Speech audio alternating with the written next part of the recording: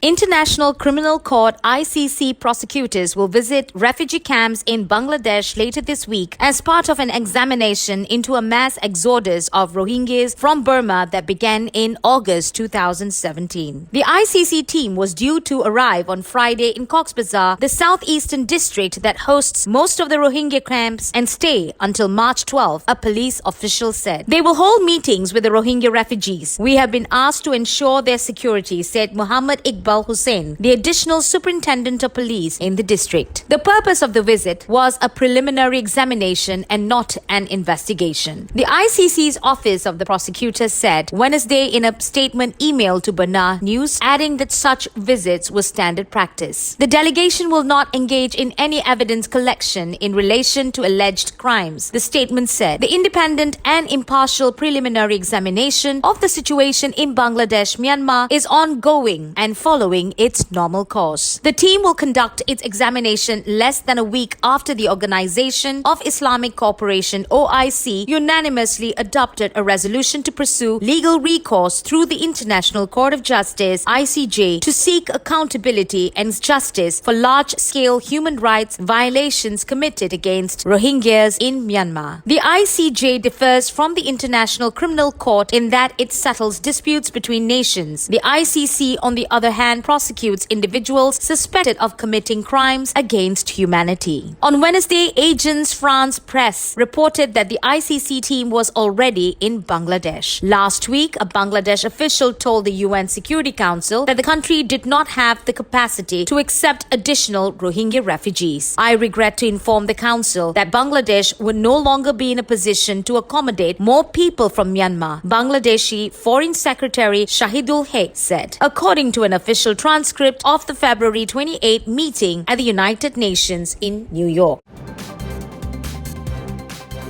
This week, the United States announced more than $45 million in additional humanitarian assistance to meet the urgent needs of Rohingya refugees in Bangladesh. This funding brings the total U.S. humanitarian assistance for the crisis in Bangladesh and Burma to more than $494 million since the outbreak of violence in August 2017. Approximately 739,000 refugees, mostly Rohingya women and children, have fled violence in Burma's Arakan state and crossed the border into Bangladesh since August 2017. And more than 1.2 million people in Bangladesh, including affected members of host communities, are currently in need of humanitarian aid. The new funding supports ongoing efforts to provide life-saving food assistance, including general food distributions, as well as vouchers that empower refugees to buy food in local markets. It also provides nutritional assistance for refugees and members of host communities, including women and children, strengthens humanitarian logistics capabilities,